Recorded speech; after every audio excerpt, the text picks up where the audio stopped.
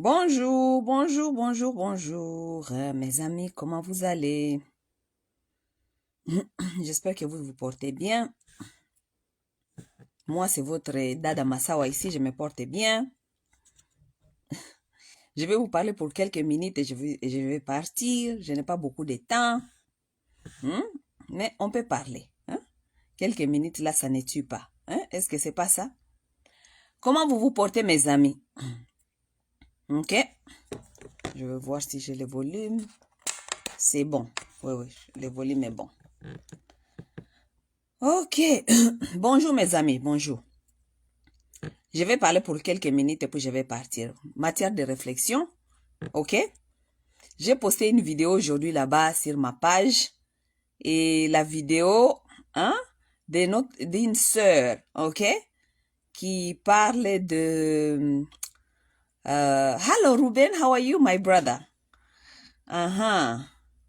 Christian Darou, bonjour, bonjour, comment vous allez? J'espère que vous allez bien. J'ai posté une vidéo aujourd'hui sur ma page de notre sœur. C'est une sœur ivoirienne qui fait des vidéos.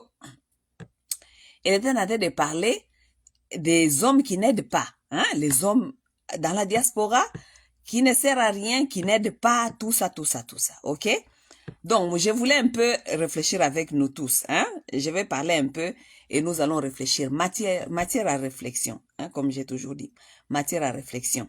Je vais vous mettre la vidéo. D'abord, vous allez écouter un peu ce que la sœur est en train de dire et puis je vais développer.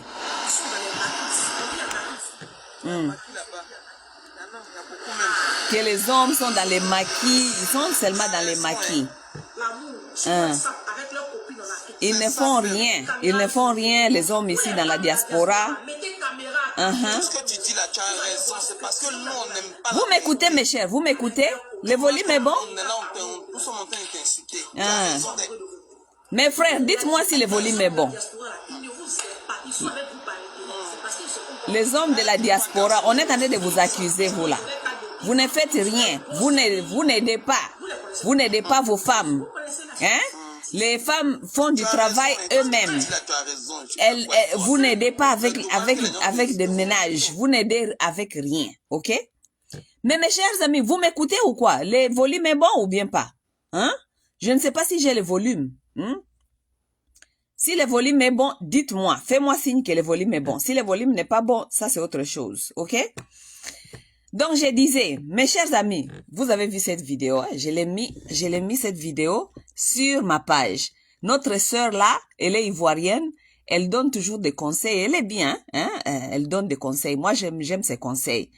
Et là, dans cette vidéo-là, elle était en train de dire que les hommes de la diaspora, quand même, mais vous, en tout cas, c'est vraiment inquiétant. C'est un peu inquiétant. Ok, merci mes chers amis. Myriette Kalonga, volume est bon. David, volume est bon. Ok, mes chers amis.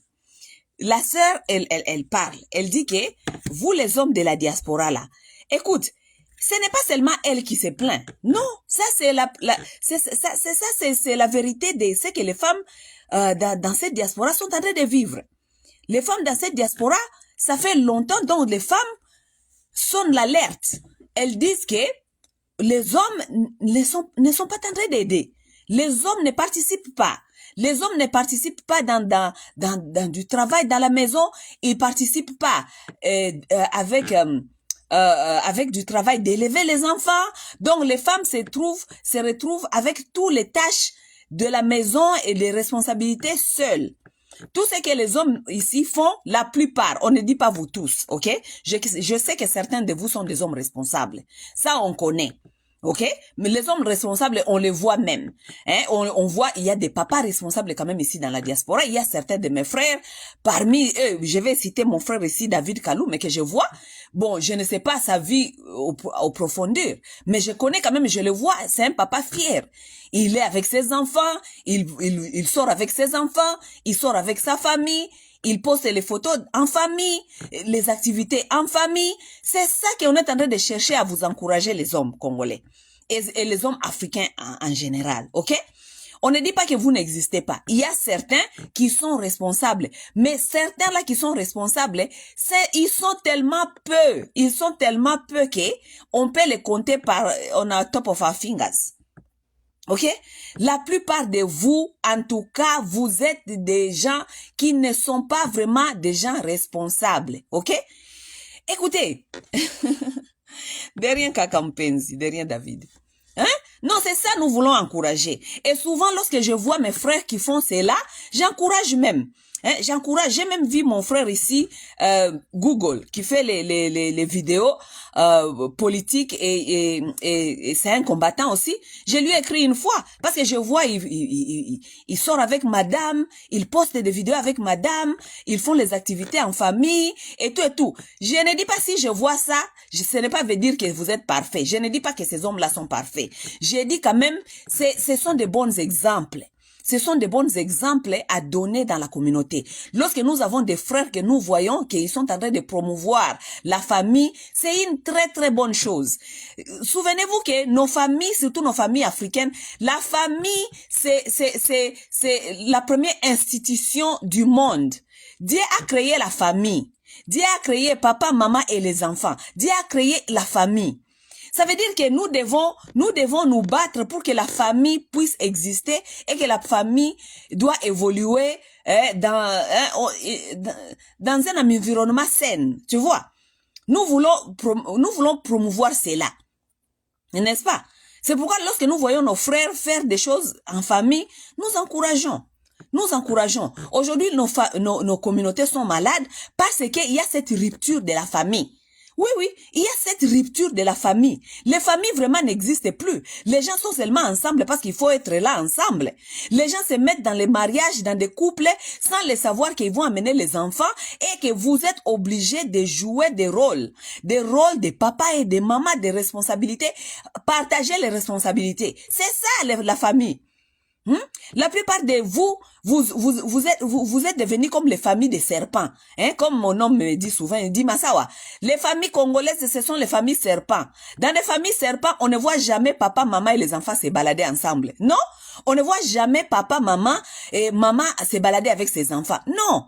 Dans des familles maintenant, dans nos familles africaines, et là surtout congolaises, comme Zoro le dit souvent, il dit, oh, la famille Banyoka. Ça, c'est la famille des serpents. Là où papa fait ces choses, maman fait ces choses, les enfants font ces choses. Et ça, ce ne sont pas des familles. Ça, c'est les familles brisées. Ce ne seront pas des familles. Ça, c'est une famille brisée. OK? Donc, cette façon-là de comprendre la famille, c'est très, très important, c'est très capital. Hein? Même la nature n'était pas bête pour faire cela, que vous soyez des familles fortes. OK? Et lorsque nous parlons des familles ici, écoutez, les familles, bon, la famille traditionnelle, ça veut dire papa, maman, les enfants, ok? Mais les familles aujourd'hui, on a compris avec la modernisation, la famille aujourd'hui n'est pas seulement papa, maman et les enfants. Maintenant, les familles sont des diverses, ok? Vous allez trouver qu'il y a des enfants qui sont élevés par leur grand-père, ok? Et vous êtes élevés par vos grands-pères, mais les grands-pères jouent les rôles d'un parent. Oui, il doit avoir un parent, il doit avoir des gens qui jouent des rôles dans vos vies pour vous montrer les responsabilités des uns et des autres. Un homme joue ses rôles, une femme joue ses rôles. Il y a des familles, il y a des orphelins qui sont élevés par des tantes et des oncles, donc c'est une famille, ok? La famille, comment elle joue son rôle, comment elle est composée ou bien comment elle joue son rôle, ça c'est autre chose. Ok, mais je crois que vous avez compris quand même le message. Donc, il y a aussi des mamans qui sont célibataires, il y a aussi des mamans qui sont veuves, qui élèvent la famille seule. Mais on doit quand même être là responsable pour... Ça dépend de chaque famille. Ici, je ne parle pas des choses particulières, mais nous sommes en train de parler de la famille. Ok? Donc, ici, dans ces cas ici, je suis en train d'appeler les hommes. Parce que les hommes, on vous accuse, ça fait plusieurs années qu'on vous accuse que vous ne prenez pas part dans vos familles. Vous ne prenez plus responsabilité. Les hommes sont démissionnaires. Ah oui, les hommes sont démissionnaires. Je parle souvent des mamans qui sont devenues démissionnaires, les mamans qui ont abandonné leur poste pour aller servir les Dieu et l'église et Jésus. Ils ont abandonné leur devoir de mère. Mais les papas aussi sont les papas démissionnaires. Les hommes africains, ils sont pas dans les maisons. Ils sont dans les maquis. Ils sont en train de gaspiller l'argent. Ils préfèrent prendre l'argent, aller gaspiller avec des copines au lieu d'investir l'argent dans la maison. Au lieu d'investir l'argent de la famille dont vous allez travailler. Lorsque vous êtes marié, vous êtes un homme engagé, vous êtes un papa de famille, l'argent que vous faites là, ce n'est pas l'argent pour aller jouer avec. C'est l'argent de la famille. Vous devez amener cet argent et vous devez planifier comment faire avancer la famille. Donc papa, quand tu vas travailler là, l'argent là c'est pas pour toi. C'est pas pour toi pour aller acheter je ne sais pas, les chaussures, pour aller, je ne sais pas, acheter les habits pour saper, pour aller te faire beau, pour que les d'autres femmes commencent à t'admirer. Ce n'est pas l'argent pour ça. L'argent là, c'est pour la famille. C'est pour l'investir dans la famille. C'est pour l'investir dans le bien-être de vos enfants. C'est pour l'investir sur les toits, sur la santé, sur les activités des enfants. C'est pour investir cet argent dans la famille. Ok? Mais aujourd'hui, c'est totalement différent. Les hommes, ils ont l'argent un peu, ils amènent un peu l'argent parce que les femmes maintenant travaillent. Ils restent toutes les responsabilités aux femmes. Ils prennent leur argent, ils amènent ça au maquis, ils vont manger ici, aller impressionner les femmes par là. Moi, je connais des femmes qui m'ont dit eux-mêmes. Ils m'ont dit, Masawa,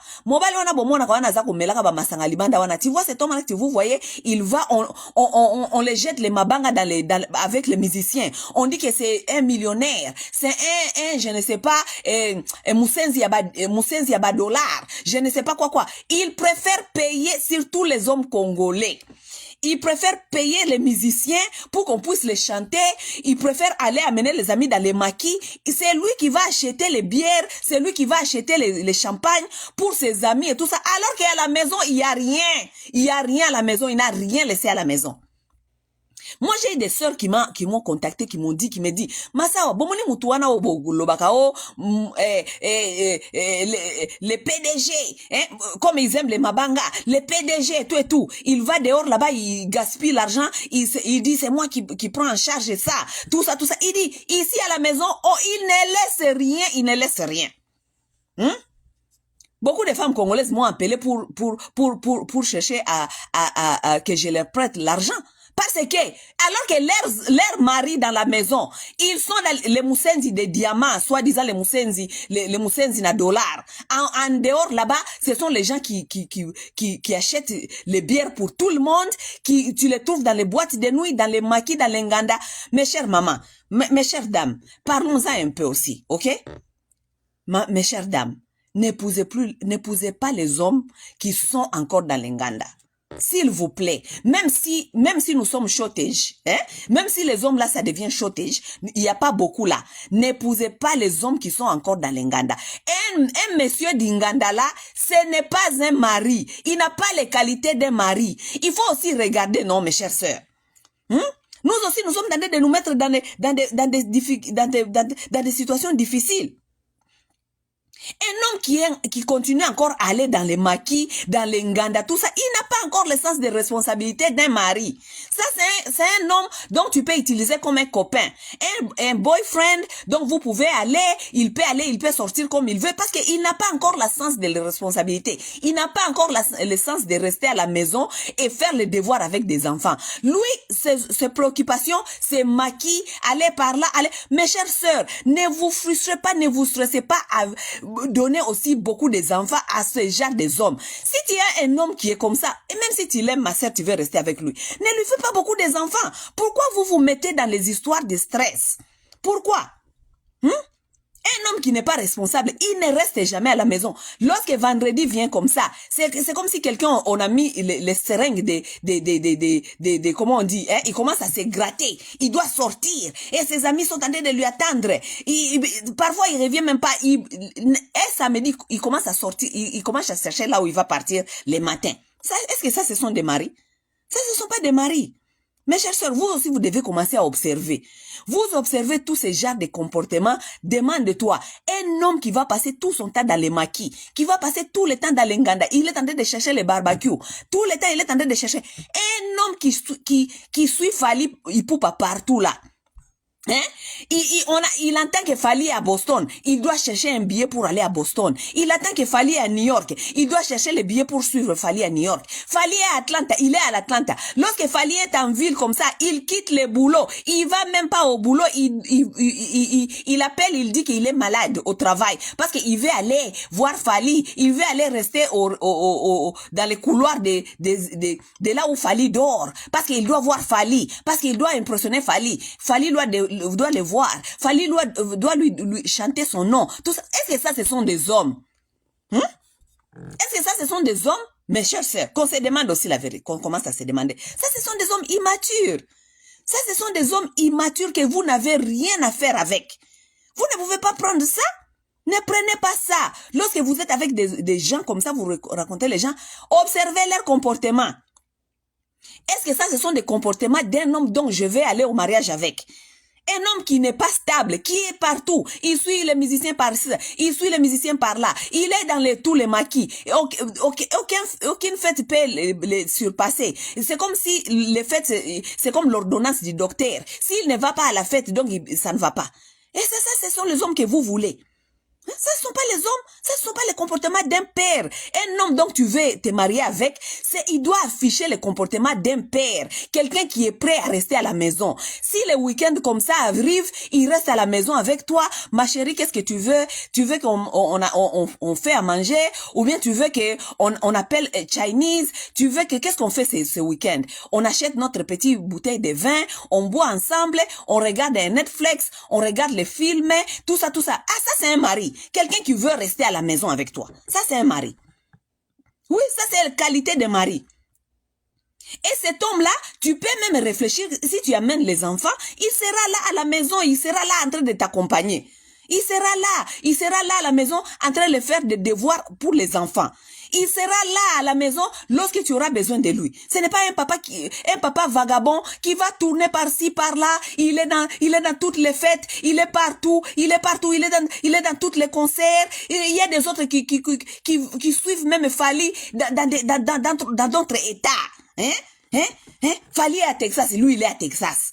Il est avec Fally là-bas.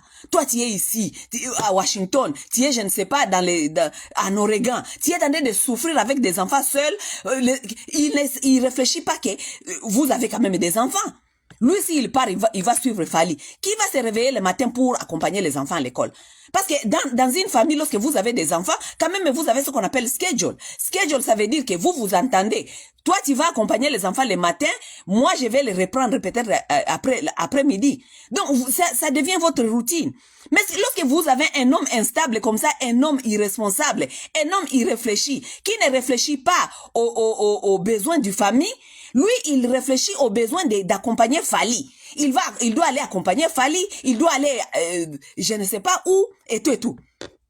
Il a toujours les amis qui lui appellent le week-end. Oh, vers le week-end, je vous dis, il y a des papas congolais. Moi, je connais plein ici à Washington. Les papas congolais qui quittent leur maison le samedi, 9h, 8h, lui, il quitte déjà. Parce qu'il connaît qu'il doit se réveiller avant la femme, que la femme se réveille. Si la femme se réveille, la trouve à la maison, il pense qu'il sera coincé. Donc, lui, il doit se réveiller à 8h, à 9h du matin. Il doit déjà partir. Il part.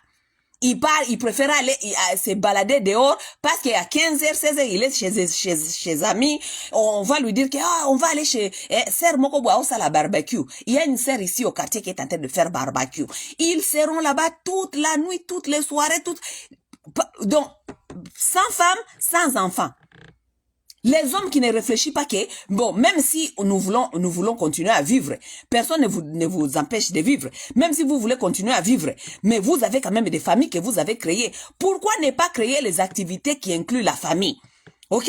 Vous avez des amis, si vous avez des barbecues à faire, l'ami là, il va inviter toute la famille, vous invitez vos femmes, vous invitez vos enfants, les enfants sont en train de jouer par là, les papas et les mamans sont assis ici, sont en train de prendre un peu la bière, sont en train un peu de manger les kabundele et tout, et puis le soir, vous tous, vous prenez vos enfants, vous partez. Les papas, vous pensez que c'est seulement vous qui ont envie d'aller faire la vie?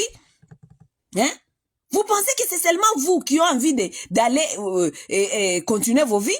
vous engagez aux responsabilités du mariage, vous ne comprenez pas c'est quoi, vous prenez les femmes, les filles d'autrui, vous mettez dans la maison et toi tu veux continuer à aller vivre ta vie dehors et cette femme-là, elle doit rester à la maison, elle doit tout faire. Toi tu es devenu ghost, fantomas, disparu. Tous les week-ends, tu n'es pas là. Même certains de vous exagèrent même pendant la semaine. Vous quittez le travail, vous partez quelque part. Boire là-bas. Vous revenez seulement le soir. C'est pas ça? C'est ça, on est en train de vous rapprocher, certains papas africains. Soyez sérieux, soyez sérieux. Nous connaissons que la plupart de vous, vous n'avez pas eu de modèles. Oui, les papas africains n'étaient pas des modèles. On connaît ça. La plupart de vous, vous n'avez pas eu de modèle. Vous avez cru que c'était comme ça la vie. Et la plupart de vous, vous avez grandi dans des familles où il n'y avait pas de structure. Ça veut dire vous avez grandi dans les rues. Vous avez grandi dans les rues. Oui, oui. Et les enfants qui faisaient tout ce qu'ils voulaient, ils sortaient. Moi, j'ai grandi à Kinshasa. Les garçons, surtout de Kinshasa, ce sont les garçons de la rue. Ce sont des garçons qui passent tout leur temps dans les rues. Les garçons de Kinshasa, ce sont les garçons qui dorment toute la journée, ils dorment. Parce que là-bas, il n'y a pas de travail non plus pour la jeunesse. Oui, la jeunesse est foutue là-bas. Ils dorment toute la journée. Les garçons à Kinshasa commencent à se réveiller à 15 heures. C'est à 15 heures, les garçons se réveillent, il se lave, il fait un peu sa beauté, il fait un peu ses cheveux, il fait un peu ses habits. Allez, à 17 heures, il est dehors. Ils mettent des petites chaises dehors, devant les parcelles là-bas. Il s'assit devant il commence à se regrouper à partir de 17 heures là. Il commence à se regrouper devant les quartiers. Il s'assit là-bas. Il regarde maintenant comment les filles passent par-ci, par-là. Ils regardent, ils admirent les fesses, ils admirent les visages, ils admirent les jolies filles et tout et tout. Et lorsqu'on voit une fille passer, l'un d'eux va suivre cette fille. Petit, je vais t'accompagner, petite. Parler toute la soirée. Et puis, certains vont se lever, peut-être ils vont voir un petit député là-bas des quartiers. Oh, viens, moi copé. Tout ça. C'est tout ce que les gens là font. Et maintenant, lorsqu'ils arrivent ici en Europe, ils ne transforment pas leur comportement là. Ils amènent leur comportement là, même dans les mariages. Mes chers amis, lorsque vous prenez certaines responsabilités, on ne prend pas les responsabilités qu'on ne connaît pas comment faire certains sacrifices. Non. Ne prenez pas les responsabilités jusqu'à aller au mariage et que vous ne connaissez pas, ça veut dire quoi le sacrifice? Un père de famille ne peut pas commencer à sortir n'importe quand, n'importe comment, au détriment de sa femme et au détriment de ses enfants. Ce n'est pas possible. Ce n'est pas possible.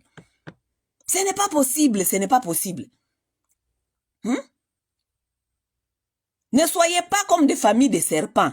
Les familles de serpents, là où papa fait ce qu'il veut, maman fait ce qu'il veut, les enfants font ce qu'ils veulent. Parce que c'est ça les familles de serpents. Retournons dans ce que j'ai écrit. J'ai écrit que les hommes dans la diaspora sont devenus les hommes princesses. J'avais posté cette vidéo et il y a une dame qui a écrit en bas là-bas, il dit...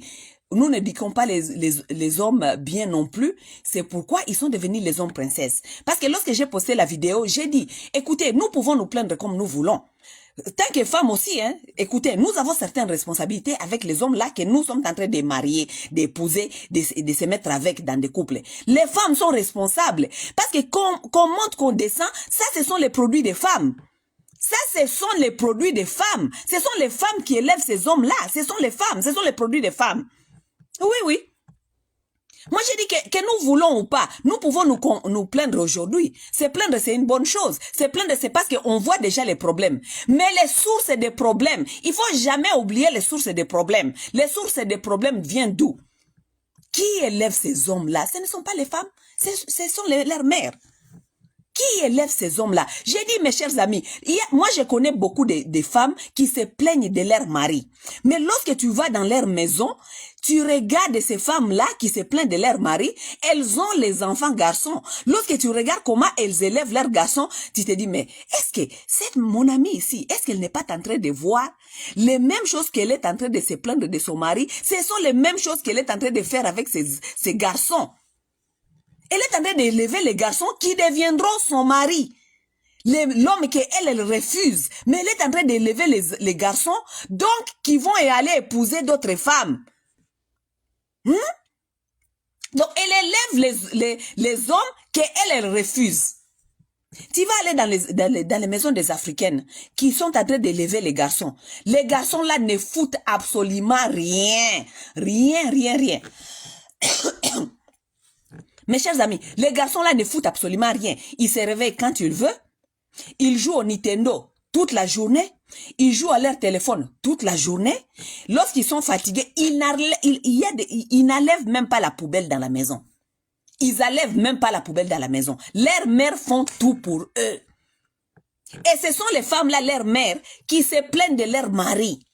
Mon mari n'aide pas, il ne fait rien, il n'enlève pas la poubelle. Même pour la poubelle là, il n'enlève pas. Mais elle-même, elle a des garçons qui n'enlèvent pas la poubelle. Elle ne sait pas qu'elle est en train de créer un problème pour d'autres femmes. Parce que tes enfants-là, qui sont des adolescents, parfois qui ont même plus de 20 ans, ils n'enlèvent pas les poubelles. Ils ne participent pas dans les tâches de la maison. Ils participent pas. Et tu es là, tu es leur maman, tu regardes. Tu ne dis rien. Tu ne dis rien. Donc, les maris dont nous avons aujourd'hui, ce sont les produits de leur mère. Parce que c'est la mère qui encourage, qui éduque les enfants, qui donne, qui partage les tâches ménagères.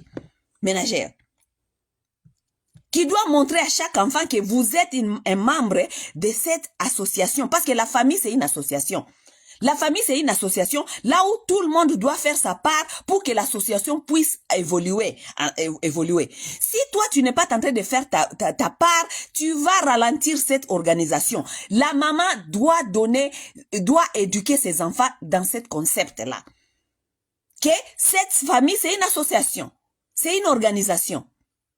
Ça veut dire dans une organisation, chacun de nous a ses tâches et ses obligations et ses devoirs. Lorsque toi, tu ne fais pas tes devoirs, tu ne fais pas tes tâches, tu es en train d'handicaper notre famille, notre association. L'enfant doit comprendre cela. Ça veut dire que lorsque ces garçons-là vont grandir, il va aller dans son mariage il décide de créer un foyer ou bien de créer sa famille. Il va comprendre que créer une famille, c'est une organisation. La famille, c'est une organisation. Et lui, il comprend qu'il doit jouer sa part. Et que s'il ne joue pas sa part, il va handicaper la famille. Il doit connaître ça. Ça doit venir de l'éducation de sa mère. Ça doit venir de l'éducation de la maison. Mais les garçons là, à la maison, on les élève comme des princesses. Ils ne font rien, absolument rien. Certains d'eux ne connaissent même pas là où se trouvent leurs chaussettes. Certains d'eux, ils enlèvent les chaussettes, ils jettent là-bas. Ils mangent ici, ils jettent là-bas. Ils mangent quand ils veulent, ils dorment quand ils veulent. Il n'y a pas de structure. Donc, les hommes qui n'ont pas de structure, ils n'ont pas eu de structure de famille. Comment est-ce qu'il sera un mari? Il va fonctionner comment comme un mari? Parce que cela aussi est très capital. Parce que j'ai dit aux Congolais, surtout aux Congolais, j'ai dit beaucoup aux Congolais, j'ai dit, lorsque nous venons, nous nous retrouvons ici dans la diaspora, n'oublions pas donc que chacun de nous vient de quelque part. Et chacun de nous vient de l'éducation dont il a reçu de ses parents. Il y a beaucoup de gens qui sont venus dans des éducations là où il n'y avait pas de structure dans la maison. Il n'y a pas de structure. Donc, ça veut dire les enfants font ce qu'ils veulent, la maman fait ce qu'elle veut, le père fait ce qu'il veut. Ils ont grandi comme ça, comme des petits animaux, des petits singes, des petits animaux dans un jungle. Maintenant, toi, tu viens ici dans la diaspora, tu le vois ici, ils portent des vestes. Ils portent des vestes dans des fêtes de communauté. Comme vous allez dans la communauté, là-bas, tu penses que nous sommes tous des Congolais, nous sommes tous de la même communauté, nous sommes tous des Africains, et ça veut dire que nous avons quand même des choses à commun. Non, ma chère, vous n'avez pas de choses à commun. Même si vous êtes tous Congolais, vous n'avez pas vraiment beaucoup de choses à commun. Parce que quelqu'un qui a grandi là où il n'y avait pas de structure, ça ne sera pas un bon partenaire. Parce qu'il va amener ces désordres-là dans les mariages. Parce que lui, il a grandi dans un désordre total. Là où il n'y avait pas de structure.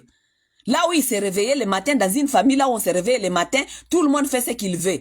Les petits garçons sortent, le matin il part, il revient le soir, il revient quand il revient. Là où la famille ne mange pas ensemble, là où les parents n'insistent pas à certaines règles de famille, que nous devons manger ensemble. À midi, tout le monde doit s'asseoir manger ensemble. Ou bien au dîner, tout le monde doit s'asseoir à manger ensemble. Les enfants sont appelés à connaître que ou bien à midi, ou bien le matin, ou bien on doit manger ensemble. Les familles ne mangent pas ensemble. Il y a des familles qui ne mangent pas ensemble. Donc il y a pas de partage. Est-ce que vous, je vais même interpeller les gens qui sont religieux. Vous savez pourquoi on vous a même donné l'exemple de Jésus qui mangeait avec ses apôtres aux dernières minutes. C'est parce que c'est très important de manger ensemble. Une famille doit manger ensemble. Parce que c'est le moment du partage, c'est le moment de se dire des choses, c'est le moment là où d'intimacy, d'intimité, là où les parents, you are sharing, tu vois, c'est un moment d'intimité tellement que vous êtes dans la joie, vous mangez, vous partagez un repas et que tout le monde est relax et que les parents pouvaient trouver cette opportunité de parler à leurs enfants, demander des questions, la journée était comment étaient les études, qu'est-ce qui était difficile et tout et tout. Non. Maintenant là, ce sont les familles serpents. Les gens ne mangent pas ensemble. Les familles ne mangent pas. Écoutez, si vous trouvez un homme, par exemple, qui avait grandi dans une structure là où il n'y avait pas de structure, dans une famille là où tout le monde, là où tu sors, c'est là où tu manges, comme les familles des serpents. Là où tu pars, c'est là où tu manges. OK? Donc les gens qui n'ont pas eu cette chance-là de s'asseoir, de manger, de comprendre comment est-ce qu'une famille fonctionne. Vous venez ici dans la communauté, vous trouvez ces gens-là à la fête, ils vous draguent, vous sortez avec eux et vous vous mariez avec ces gens-là et vous rendez compte que après que c'est quelqu'un qui n'a pas de structure, c'est quelqu'un qui ne comprend pas comment est-ce que la famille fonctionne, c'est quelqu'un qui ne connaît même pas on doit s'asseoir, manger avec la famille et sa femme et ses enfants. C'est quelqu'un qui ne comprend pas que un père aussi doit s'impliquer, doit préparer pour ses enfants, père se réveiller le matin, père faire un peu de œufs pour ses enfants et tout. Il ne comprend pas ça parce que lui il vient d'un endroit, un jungle là où il n'y avait pas de structure et dans sa famille tout le monde sortait quand il veut, tout le monde rentrait quand il veut, tout le monde dormait quand il veut, tout le monde mangeait où il veut. Ce sont les gens là que vous vous mariez avec ici et voilà la diasporie. Nous avons maintenant des hommes ici et surtout ici nous parlons des hommes. Nous avons des hommes dans la diaspora qui sont des hommes pourris. La diasporie. Et là, nous allons pleurer. Ah, les hommes ici, on s'est marié avec ces hommes-là. Ils ne font rien. Ils ne font rien parce que regardez d'où il vient. Regardez d'où il vient. Il vient des endroits où il n'y avait pas de structure. Il vient des familles là où les gens tout était permis. Lorsqu'un homme vient d'une famille là où tout était permis, toi tu crois que c'est dans les mariages qu'il va venir commencer à comprendre qu'est-ce qui n'est pas permis, qu'est-ce qui est permis? Non, il a grandi toute sa vie comme ça, comme un petit singe. Il ne connaît pas qu'est-ce qui est permis, qu'est-ce qui n'est pas permis. Il va venir avec ces comportements-là dans les mariages. Tu crois qu'automatiquement comme ça, parce qu'il est devenu ton mari, et automatiquement toutes les choses là vont venir dans la tête? Non, pas du tout. Il sera le même indiscipliné, un petit bonhomme qui n'a pas de manières. Il va venir avec tous ces comportements-là chez toi. Oui. Et voilà pourquoi, vous savez, dans la vie, nous les humains, on dit qu'on a ce qu'on appelle la conscience et les subconscients, subconscious. We have conscience and subconscious. Subconscious, ce sont les choses que nous avons accumulées tellement parfois nous ne nous souvenons pas et surtout à cause des traumatismes, nous les avons enterrés. Mais ce sont les choses qui sont encore là, ok? Dans les subconsciences de l'homme, et nous les femmes, je vais vous dire nous les femmes. Vous savez pourquoi beaucoup de belles-mères et de belles-filles ne s'entendent pas? La plupart des temps, les belles-mères et des belles-filles ne s'entendent pas parce que les belles-filles connaissent que les belles-mères leur ont donné des mauvais produits. Oui? Parce que tu t'es marié avec un homme qui se comporte comme un petit animal comme ça. Il se comporte comme un petit singe, il se comporte n'importe comment. Maintenant, lorsque tu les regardes comme ça, déjà c'est ton mari. Tu es là, tu es en train de chercher comment est-ce que je vais vivre avec cet homme. Comment est-ce que je vais faire avec cet homme. Est-ce qu'il est conscient quand même qu'on a une famille? Est-ce qu'il est conscient qu'il est irresponsable? Il passe tout son temps dehors et il dépense tout son argent dehors. Est-ce qu'il est inconscient? Lorsque tu es en train de réfléchir tout cela, voilà venir la belle-mère. Elle veut venir te montrer que c'est elle qui a élevé ces messieurs, à part elle, ces messieurs. Ça énerve les femmes, ça énerve. Les femmes se disent que, regarde-moi cette femme qui m'a donné un produit pourri comme ça, elle veut encore venir aussi m'emmerder. Parce que son fils déjà m'emmerde. Et elle veut encore venir ajouter à ça. Voilà pourquoi les belles-mères et les belles-filles ne s'entendent pas. Et la belle-mère, tellement qu'elle a mal élevé son fils, elle a tellement mal élevé son fils, elle pense maintenant que c'est toi, la femme du maison, qui est en train de faire souffrir son fils. Parce elle ne comprend pas que son fils a aussi le devoir dans la maison de participer. Oui, de participer, c'est son devoir de participer, de faire des choses, des devoirs, des devoirs que sa famille attend de lui. Maintenant, la belle-mère, elle vient là-bas, elle pense que tu fais souffrir son enfant. C'est elle maintenant qui va venir, elle veut préparer pour son fils, elle veut faire ceci, elle veut faire cela, elle veut faire... Parce qu'elle a mal élevé ces messieurs-là. C'est son produit. Elle a mal élevé ces messieurs-là, elle a mal élevé ces messieurs. C'est son produit. Et voilà parmi les conflits des belles filles et des belles mères. Parce que la fille dont tu as donné ces produits-là, elle se demande, elle se dit, mais ça c'est quel genre de messieurs-là? Et toi, la belle-mère, tu veux encore venir ajouter. Elle n'a pas encore fini à savoir comment est-ce qu'elle va fixer d'abord ton fils, et toi, tu veux encore ajouter encore des bouzobéries ici. La plupart de nos femmes qui sont dans les mariages, qui sont dans des relations, dans les relationships, tout ce qu'elles sont en train de faire là-bas, elles sont en train de faire le babysitting. Oui! Parce que les hommes sont tellement mal élevés. Les femmes sont en train de faire des babysitting là-bas. Elles sont en train de faire des babysitting. Donc, en train de babysitter a big man. Quelqu'un que tu dois dire, oh, il faut pas faire ça. On fait ceci, on fait cela, on fait cela. Mais pourquoi tu dois... On ne se met pas en couple pour comment on dit, pour construire quelqu'un. Non, on ne se met pas en couple. On se met en couple pour construire ensemble. Oui. On se met en couple pour construire ensemble. On ne se met pas en couple parce qu'on vient vous babysitter. Non. C'est beaucoup de travail. Ça, c'est le travail de vos mamans qui ont échoué. Lorsque une femme vient dans un couple avec un homme, c'est pour venir construire avec toi. Ce n'est pas pour venir te babysitter encore. Ça, c'était le travail de ta mère. Et ce qui est grave, la plupart de vous, vous ne savez pas que vous n'avez pas reçu cette éducation. Lorsqu'on cherche un peu à vous aider, vous faites la tête dure. Mais mon ami, tu es un handicap, tu ne comprends pas que tu es dans un mariage et que tu as des responsabilités ici et que tu dois répondre à tes responsabilités. Lorsqu'on veut te rappeler à cela, tu fais la gueule, tu fais la tête dure. Bon, maintenant, lorsque la femme vient dans une relation pour construire avec toi, et elle trouve que toi-même tu es d'abord détruit, ça veut dire qu'elle doit d'abord chercher à comprendre comment t'aider toi d'abord. Ma chère, mon frère, tu vas passer cette femme beaucoup des années comme ça à chercher à te construire, alors que son devoir dans cette relation n'est pas à te construire. Son devoir c'est vous devez construire ensemble. Parce qu'il y a des responsabilités qui vous attendent. Les enfants sont là. Vous devez les construire. Vous devez les accompagner. Vous devez structurer la foyer. Vous devez structurer la famille pour que vos enfants aient la structure. Pour que lorsqu'ils ont la structure, ils sauront comment naviguer dans la discipline demain dans leur vie. Mais vous-même, les parents, papa n'est pas discipliné.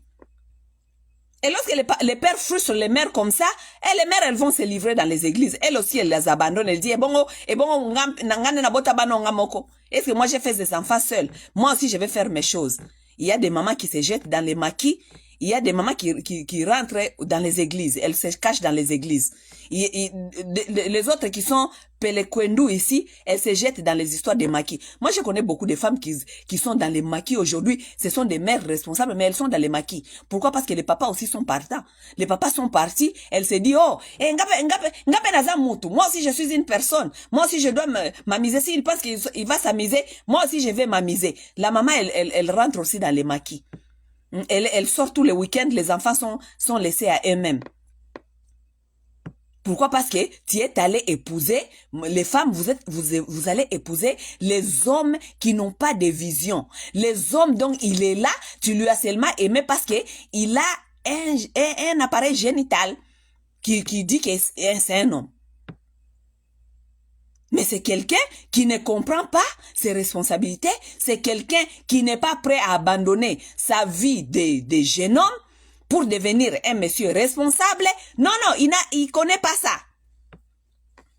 Il connaît pas ça. Donc, mes chers amis, si nous voulons régler ces problèmes ici, si nous voulons vraiment régler ces problèmes, je pense que nous devons aller à la source. À la source, ça veut dire que les femmes doivent aussi comprendre que vous devez commencer à élever vos garçons de devenir les meilleurs maris demain. Tout commence à la maison. C'est difficile de vous dire... Excusez-moi. C'est difficile de chercher à imposer aux hommes ce qu'ils ne connaissent pas aujourd'hui. Parce que lorsqu'ils grandissent dans ces désordres-là, c'est un peu difficile de se rattraper. C'est difficile. Certains d'eux deviennent quand même un peu aware. Et ils se corrigent. Ils connaissent que, oh bon, moi j'ai épousé quand même la femme de quelqu'un d'autre. Ou bien ils s'entourent avec des modèles. Des hommes qui sont des modèles. Et il dit, ah bon, moi j'admire ce monsieur-là. Le monsieur-là, je le vois avec ses enfants, je le vois avec sa femme, je le vois en foyer. Moi, j'aimerais être comme lui. Il a quand même des modèles. C'est pourquoi nous encourageons les gens qui sont des modèles. Et surtout des papas qui sont des modèles dans des communautés. Nous encourageons les hommes qui sont des modèles. Un homme qui aime passer le temps avec sa femme. Nous encourageons ça. Un homme qui aime passer le temps avec ses enfants. Nous encourageons ça. Un homme qui aime passer le temps dans la famille. Un homme qu'on voit le week-end, parfois, il prend ses enfants, il l'amène au parc, il passe son temps avec ses enfants. C'est ce que les choses nous voulons encourager. Lorsque nous voyons beaucoup comme ça dans la communauté, c'est une bonne chose pour des hommes jeunes. Même si ces hommes jeunes-là n'ont pas eu de pères exemplaires, ils peuvent quand même avoir des exemples des hommes qui les entourent dans la communauté. Mais malheureusement, dans nos communautés, il n'y a que des hommes destructifs. Les hommes même qui encouragent des jeunes garçons d'aller les suivre au maquis. Petit nana maquis. Toi, koto, Tozoko chill kaka. Nous sommes en train de chiller ici. Toi, un papa de famille, tous les week-ends, tu es en train de chiller dans les maquis. Tu n'as pas honte? Un père de famille peut chiller tous les jours dans les... Et qui est en train d'élever les enfants? C'est pourquoi l'éducation des enfants sont en train aussi de partir en couille. Parce que la maman ne peut pas faire tout elle-même non plus. Même si la maman est là pour éduquer, mais le père doit être là pour taper la main sur la table.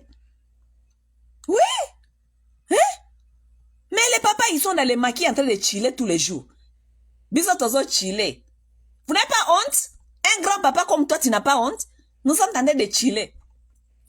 Mes chers amis, lorsque nous étions jeunes, parce que moi, les histoires des maquis là, j'avais fini quand même un peu tôt, Bon, je sors maintenant, je vais au restaurant avec des amis et tout ça. Mais les histoires de maquis et des boîtes là, on ne fait pas ça à un certain âge. Ces histoires de certain âge, on laisse tomber. On laisse ça aux jeunes. Je vous dis que lorsque je faisais les histoires de maquis là, on avait certains amis et certains de nos amis hommes qui étaient plus âgés que nous, qu'on a rencontrés là-bas dans les maquis là. Nous avons quitté les maquis, les bars, on les a laissés là-bas. Ils sont là jusqu'aujourd'hui, jusqu'à... Ils sont dans les 60 ans, ils sont là-bas dans les maquis jusqu'aujourd'hui. Jusqu'à... Même mes petites cousines sont arrivées aux États-Unis. Elles avaient que 19 à 20 à 21 ans. Elles vont au maquis. C'est leur temps d'aller au maquis. Elles vont au maquis, elles trouvent les tontons là-bas.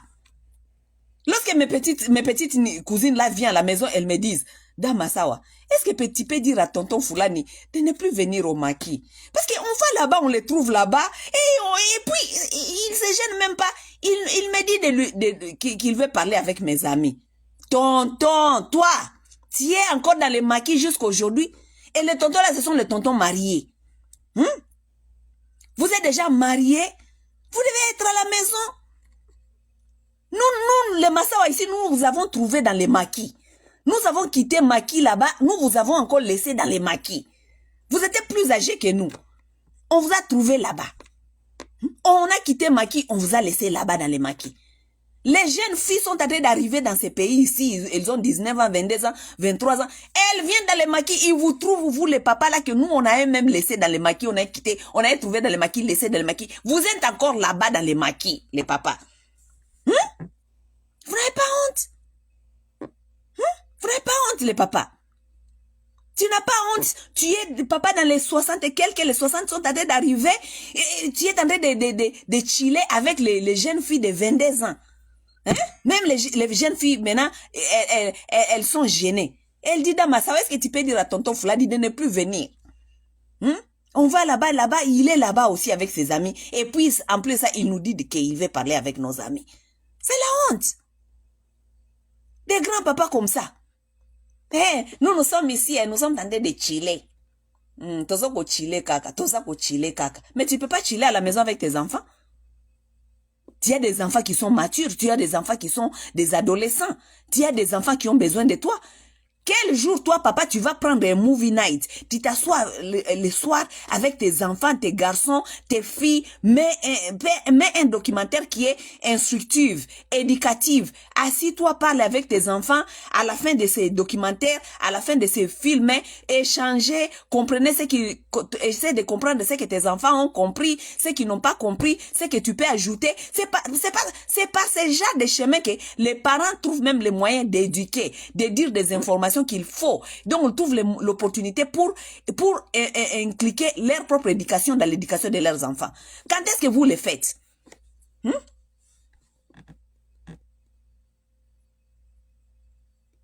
Vous prenez l'argent des familles, vous allez abîmer dans des bêtises, dans les histoires de concerts, dans les histoires de maquis, dans les histoires bêtes. C'est que vous ne vous oubliez, ce conseil gratuit au papa congolais avant que je parte. Lorsque vous allez supporter les musiciens là-bas, par-ci, par-là, vous, les maris de quelqu'un, vous suivez les musiciens partout. Vous allez acheter les mabanga à $2000. Tu es en train d'acheter les mabanga à $2000. Tandis que chez toi, il n'y a pas à manger. Tu es en train d'acheter les mabanga. Vous, c'est que vous oubliez. Vous voyez les musiciens là que vous accompagnez là. Je vais vous dire, quelqu'un comme Werason, quelqu'un comme Fally Ipupa. Fally Ipupa a déjà établi ce qu'il a. Il a sa maison, il a ses maisons, il a sa richesse, il a tout déjà mis, la sécurité financière pour ses enfants. Werason, même chose. Werason a des buildings. Werason a un building à Kinshasa. Ok? Il a des maisons. Je crois, Werason, il y a quelqu'un qui disait qu'il a presque 7 à 9 maisons. Et il a un immeuble. Il loue son immeuble. Lui, il est déjà établi. Toi, tu es là, ta femme n'arrive même pas à cotiser l'argent pour payer le loyer. Parce que toi, tu prends l'argent du loyer, tu vas donner aux musiciens. Un musicien qui a déjà établi sa vie financière est déjà stable. Il a établi la vie de ses enfants. Les enfants de Werason sont venus ici aux États-Unis. Elles ont étudié ici cash, l'argent que leur père paye. Toi, tu es encore là, un papa de responsable de la famille. Tu es en train de suivre Werason. Ta maison là, il n'y a pas à manger. Ta femme doit se multiplier par 1000 pour faire manger les enfants et pour payer le loyer.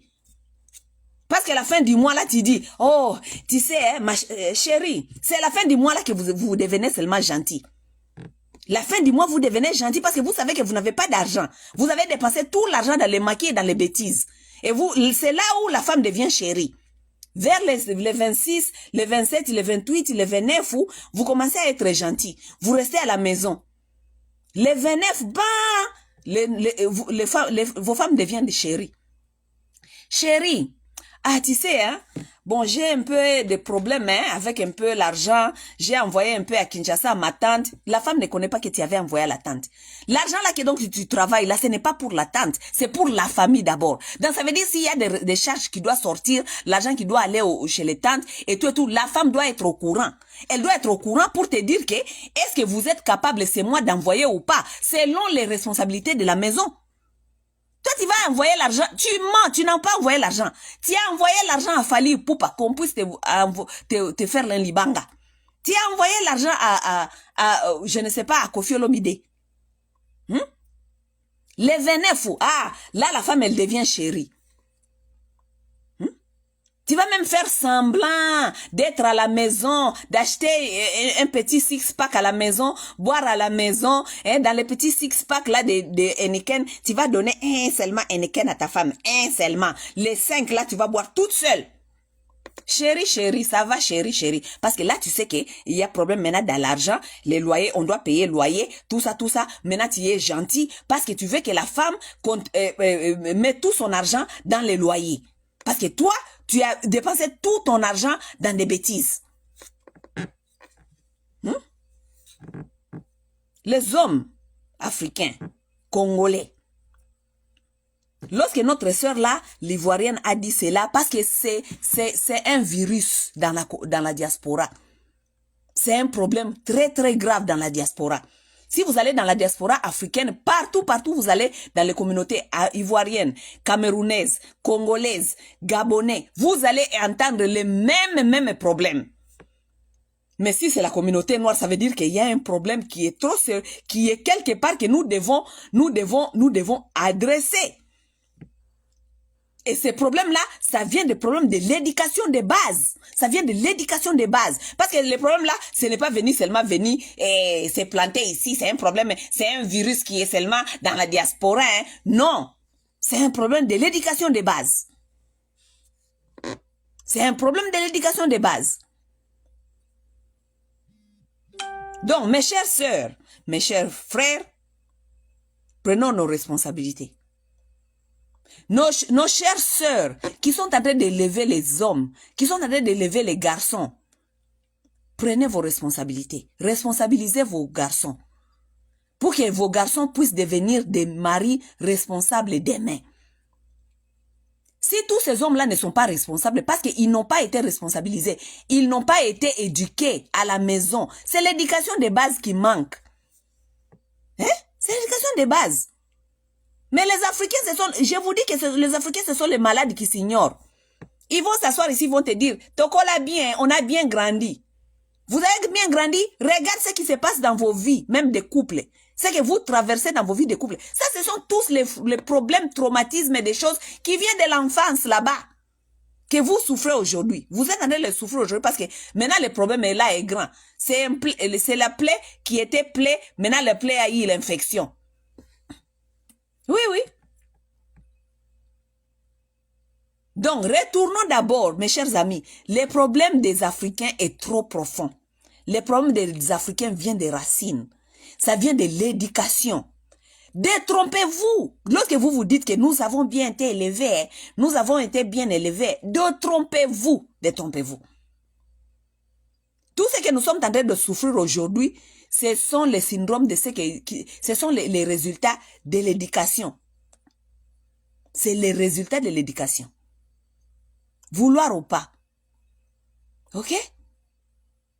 Donc, l'éducation, on doit revoir l'éducation. Moi, j'ai toujours dit, si j'avais un poste de pouvoir, nous devons revoir l'éducation. Nous devons revoir l'éducation. Nous devons réformer l'éducation. L'éducation des familles, là. Nous devons la revoir. Nous devons nous dire la vérité. Parce que si on ne dit pas la vérité aux gens, nous n'allons rien faire. Nous devons nous dire que, vous savez, je dis souvent aux gens, je dis, une nation qui a une vision, doit mettre l'éducation des femmes sur son programme de, comment on dit, national security. Moi, si j'étais un dirigeant, l'éducation de la femme allait être, ça allait être situé dans les priorités comme national security. Oui. Parce que vous savez, lorsque les femmes sont éduquées, lorsque les femmes, leur éducation n'est pas déroutée, lorsque les femmes, on les donne, même le gouvernement doit avoir d'abord, un gouvernement, un État, un pays doit avoir des programmes pour ces femmes. Parce que ce sont ces femmes-là qui sont des premières éducatrices des enfants. Les éducatrices des enfants qui seront des citoyens demain dans la société. Ça veut dire un État sérieux doit s'investir dans les programmes des femmes. S'assurer que des femmes ont des programmes. On les donne les programmes. Parce que, écoutez, je vais vous donner un exemple. J'ai dit, lorsque vous avez une maîtresse à l'école, Cette maîtresse-là, qu'est-ce qu'elle apprend aux enfants? Elle apprend aux enfants ce que le programme éducatif national lui a donné. Ou bien si elle enseigne peut-être dans une école privée. L'école privée là, leur donne aux maîtres, aux maîtresses, leur donne leur programme. C'est ce que vous devez enseigner. Because this is what we want in the children's mind and head. OK? On vous donne vos programmes. Madame ne vient pas seulement avec son programme. C'est l'État qui donne les programmes. OK? C'est ce que nous voulons que vous enseignez à l'école. Ceci, cela. OK? Pourquoi? Parce que c'est selon ces programmes-là que l'État connaît que this is how we can guide these people. Si l'État veut vous guider de ces façons ici, il va donner les programmes à l'école. Si l'État veut vous guider de ces façons-là, les programmes doivent aller à l'école because they are trying to build a some kind of people, some kind of mindset. Vous comprenez? C'est la même chose avec la femme. L'État doit savoir comment influencer la femme de son pays. Qu'est-ce qu'il faut donner à la femme de son pays pour que ces matières-là, hein, que cette femme-là puisse la transmettre dans ses enfants. Si nous voulons des gens responsables dans la société, si nous voulons les hommes qui seront les hommes qui ont des visions, les hommes vous devez donner ces programmes-là aux femmes. C'est comme ça que nous voulons que vous éduquez les enfants. Nous voulons que vous impliquez vos enfants dans ce genre de programme. Dès les bas âges, impliquez les enfants dans ça. Mettez des enfants dans ce genre d'activités. Donc, les États doivent avoir des programmes pour les femmes. Parce que ce sont des femmes qui doivent élever la nation. C'est eux les premières fondatrices, les first teachers. Et si les femmes-là, elles n'ont pas les matières, elles vont faire quoi? Elles seront là, elles vont faire les enfants, et les enfants sont là, et les mamans sont là, tout le monde se regarde, on élève le corps physique, l'enfant grandit par l'âge, mais dans la tête, mentale, émotionnelle, psychologique, intellectuelle, sagesse, il n'y a rien. Parce que la maman n'avait pas de matière pour l'accompagner cet enfant avec ça. Elle n'avait pas les matières. Et lorsque cet enfant va grandir, ça sera un enfant qui fait que des bruits, un adulte qui fait que des bruits. Un enfant qui dérange, un adulte qui dérange. Partout où il part, il dérange. Parce qu'il n'a rien d'autre que son physique. Il n'a pas grandi dans la tête, il n'a rien. Un tonneau vide. Quelqu'un qui partout où il passe, il laisse le désordre. C'est comme ça. Parce qu'on lui a élevé que dans ça. On a élevé que son physique.